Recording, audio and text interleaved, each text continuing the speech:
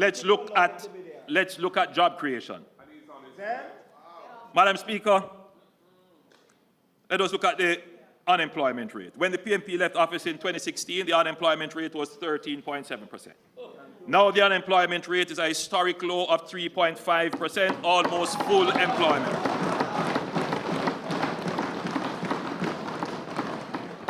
In 2016, the youth unemployment rate was an alarming 32%. Now it is down to 11%. Since 2016, we have created 253,000 new jobs. That's an average of 28,000 new jobs per year. The last PNP administration between 2011 and 2016 created an average of 15,000 jobs per year. Our rate of job creation is nearly twice that of the PNP. Madam Speaker, these are not just statistics. They represent real jobs impacting people, families, and communities. Young people who were once left out of economic opportunities, they now see the door of opportunity opening. Mothers and fathers who struggle to make ends meet are now securing stable employment. Jamaica today has the strongest economy since independence. Jamaica has a bright future. We are not going back to the failed policies of the PNP.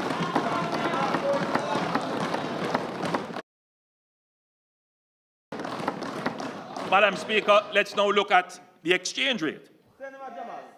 The table now being displayed shows that during the past 9 years, the Jamaican dollar has depreciated by an average of 2.9% per year relative to the US dollar. This is by far the lowest rate of currency depreciation under any political administration since independence. By contrast, Madam Speaker, the dollar depreciated by an average of 8.5% annually under the last PNP administration. And the worst currency depreciation took place under the PNP administration of 1989 to 2007. When they assumed office in 1989, the exchange rate was 5.51, that's $5.51 Jamaican dollars to $1 US. When they left in 2007, the dollar had fallen to $70.41 to $1 US, a whopping 1,178% depreciation. Madam Speaker, it is this period of foreign exchange volatility under the PNP that is the starting point of Jamaica's economic woes. Jamaica today has the most robust and transparent foreign exchange market in the region and the most stable FX environment since our independence. This stability did not happen by chance. It is the product of sound fiscal and monetary policies. Increased investor confidence and a growing economy that is attracting capital rather than creating capital flight. We must never allow the failed policies of the PNP to destroy what we have built. Madam Speaker, an important factor in achieving sustained currency stability is the country's balance of payment. The balance of payment is like the country's current account. It's our income statement with the rest of the world. It tracks the money flowing in and out of the country from trade, services, and remittances. If the money coming in from exports of goods and services and remittances exceed the money going out to pay for imports of goods and services, the current account is in surplus. That's a positive. And conversely, if the outflows exceed the inflows, the current account is in deficit. Madam Speaker, in 62 years since independence, Jamaica has recorded persistent current account deficits. There have only been 5 years in which we recorded a surplus, and that was in 1963, in 1993, and in 1995, and in that year we had a minor surplus. However, in fiscal year 2022-2023, we recorded a surplus of 1.9% of GDP, and in fiscal year 2023-2024, we recorded a surplus of 3.1% of GDP. The graph now being displayed shows the quarterly current account balances since 2012. It shows that we have recorded a surplus for 7 of the last 8 quarters under this administration. So we are well on track to achieve our 3rd consecutive year of a surplus in the current fiscal year. Jamaica today has the strongest economy since our independence. We are not going back to the failed policies of the PNP. Madam Speaker, our net international reserves now stand at a record high of $5.5 billion, representing 29 weeks of goods and service imports. This provides Jamaica with a crucial buffer against external shocks. In the past, we lived in fear of global financial crises, natural disasters, or commodity price swings that could send our economy into turmoil. Today, we stand prepared and protected with reserves that give us the confidence and security to navigate the uncertainties of the global economy. When my administration took office in 2016, the NIR was less than half what it is today. We have increased the NIR by 131%.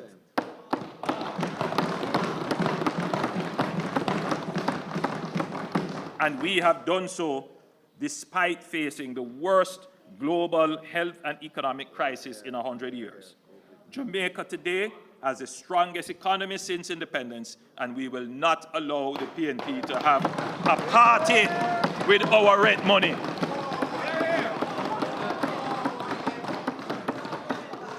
Yes, we will not allow the PNP to party with our rent money as the Minister of Finance.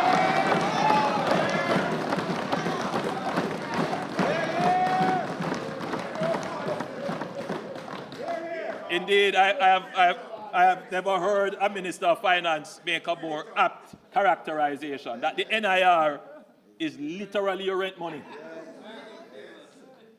And we can't allow anybody to play with that.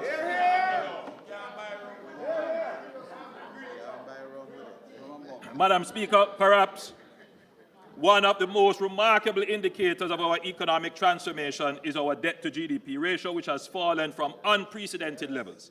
When my administration took office, the debt-to-GDP ratio was over 120%. It is now approximately 68.7%, and we are on track to meet our target of 60% by March 2028. It is important, especially for young Jamaicans, to understand the roots of our debt crises. Jamaica faced 2 major periods of debt distress. The first, from the 1970s to the late 1980s. And this was driven by 2 global oil price shocks, a failed experiment with democratic socialism, a global recession that slashed bauxite revenues, and Hurricanes Allen and Gilbert in 1980 and 1988, respectively. The second period of debt distress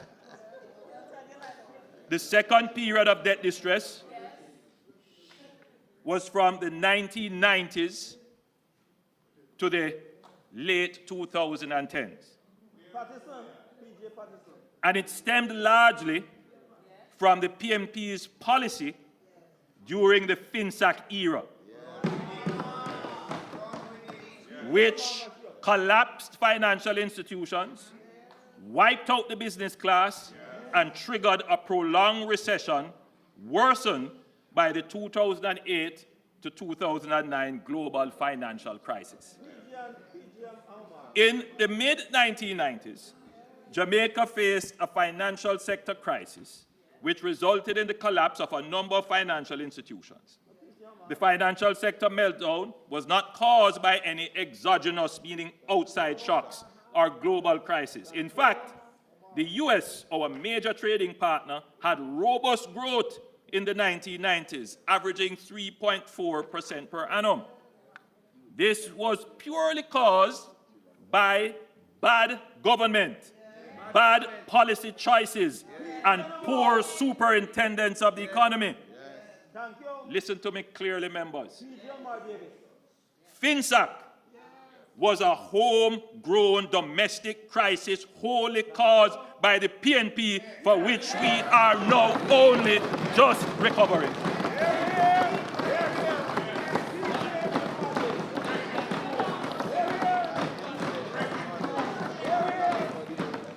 Our debt to GDP prior to the advent of the FinSAC crisis was 72%.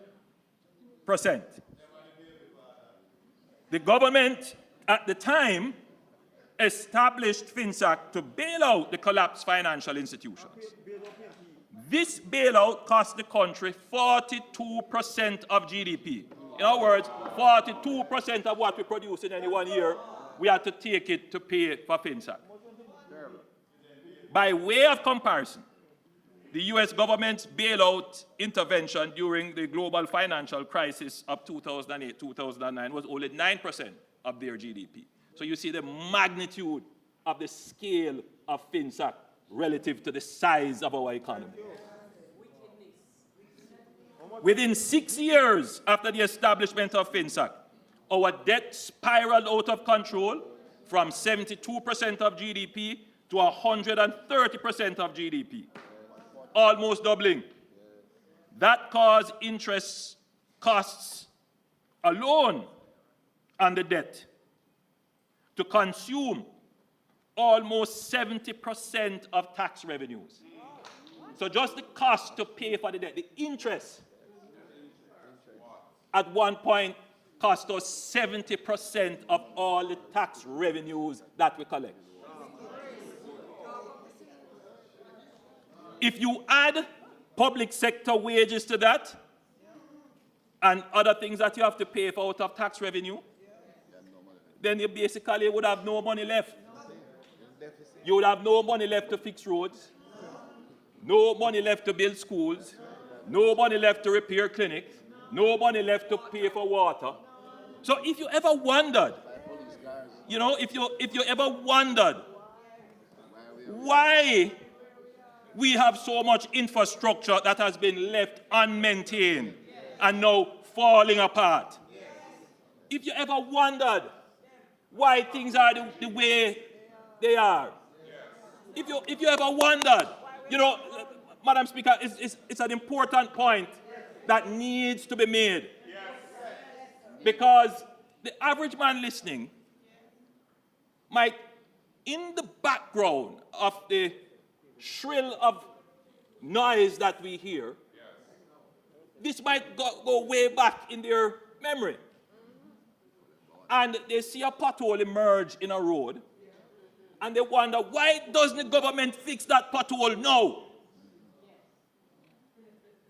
But they will never stop and reflect on a very important point, Madam Speaker, that when this road was built 30 or 40 years ago, what should have happened is that there should have been a reserve maintenance programmed into the budget,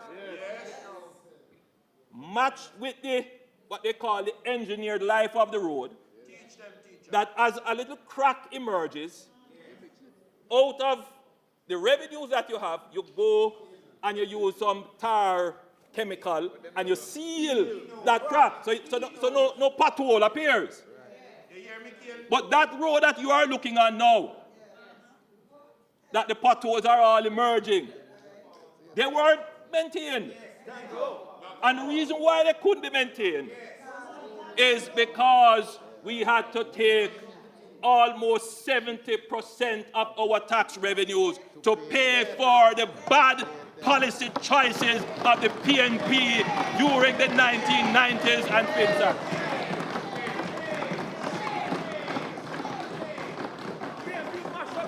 I want Jamaicans to understand that lack of maintenance accumulates. Lack of spending on infrastructure amounts to what is called disinvestment. So you can build a hospital, you know, but if you don't maintain a schedule of maintenance, the value of that hospital declines, depreciates. So today when you look at the hospital and say, why this government don't do something about it? Even if this government were to take all the money it has now, it couldn't today immediately halt and stop the deterioration.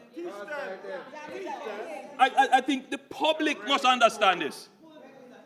Because, Madam Speaker, it is the same public that voted in the same PNP government over and over and over again.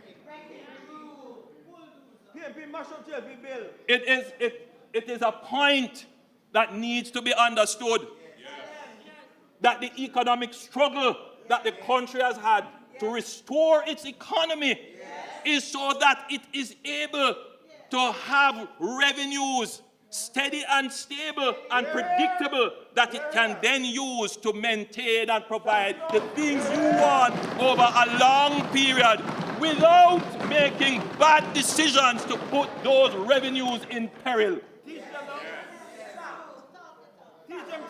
If you want to know what drives me, Madam Speaker, is to make sure that we never go back.